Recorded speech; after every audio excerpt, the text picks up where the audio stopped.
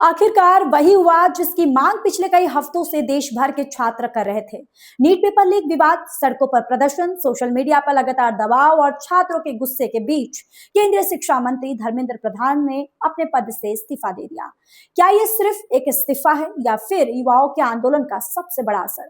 क्या मोदी सरकार आखिरकार दबाव में आ गई और क्या अब देश की परीक्षा व्यवस्था में बड़े बदलाव की शुरुआत होने जा रही है? पूरी खबर विस्तार से बताते हैं। देश की सबसे बड़ी मेडिकल प्रवेश परीक्षा नीट यूजी 2026 पेपर लीक विवाद ने आखिरकार देश की राजनीति में बड़ा मोड़ ला दिया है। कई हफ्तों से चल रहे विरोध प्रदर्शन, छात्रों के गुस्से और सरकार पर बढ़ते दबाव के बीच केंद्रीय शिक्षा मंत्री धर्मेंद्र प्रधान ने प्रधानमंत्री नरेंद्र मोदी को अपना इस्तीफा सौंप दिया है। धर्मेंद्र प्रधान ने सोशल मीडिया प्लेटफॉर्म एक्स पर अपना इस्तीफा सार्वजनिक करते हुए लिखा कि उनका मन दुखी है, लेकिन उन्होंने हमेशा छात्रों के हित और शिक्षा सुधार को सर्वोच्च प्राथमिकता दी। उन्होंने कहा कि उन्होंने पहले दिन से इस पूरे मामले की जिम्मेदारी स्वीकार की और कभी उससे पीछे नहीं हटे।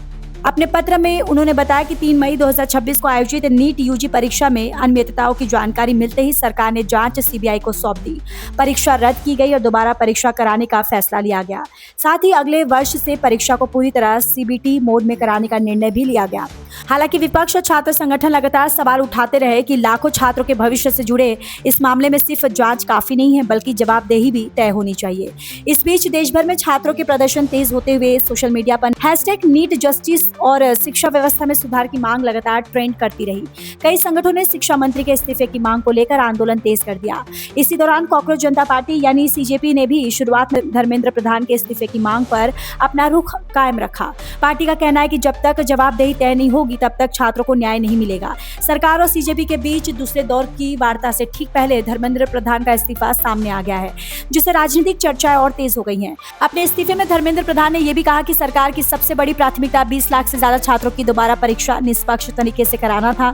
उन्होंने दावा किया केंद्र सरकार, राज्य सरकार, जिला प्रशासन, छात्र और अभिभावकों के सहयोग से यह परीक्षा सफलतापूर्वक पूरी हुई और 16 जुलाई को घोषित परिणाम संतोषजनक रहे। लेकिन बड़ा सवाल अब भी बाकी है। क्या सिर्फ शिक्षा मंत्री का इस्तीफा इस पूरे विवाद का अंत है? क्या पेपर लीक के असली मास्टरमाइंड तक कार्रवाई पहुंचेगी और क्या देश की परीक्षा प्रणाली अब वास्तव में बदल जाएगी या फिर यह मामला भी कुछ दिनों बाद ठंडा पड़ जाएगा? फिलहाल इतना तय है कि नीट पेपर लीक विवाद ने देश की राजनीति और शिक्षा व्यवस्था दोनों को झकझोर दिया। शिक्षा मंत्री धर्मेंद्र प्रधान का इस्तीफा इस पूरे घटनाक्रम का सबसे बड़ा राजनीतिक घटनाक्रम माना जा रहा है। अब सभी की नजर इस बात पर है कि सरकार अगला शिक्षा मंत्री किसे बनाती है और परीक्षा व्यवस्था में कौन कौन से बड़े बदलाव किए जाते हैं। इस पूरे मामले पर आपकी क्या राय है? क्या ये छात्रों के आंदोलन और बढ़ते जवाब की जीत है या फिर सरकार की जवाबदेही तय करने की सामान्य प्रक्रिया?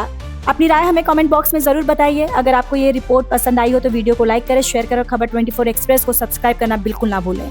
धन्यवाद।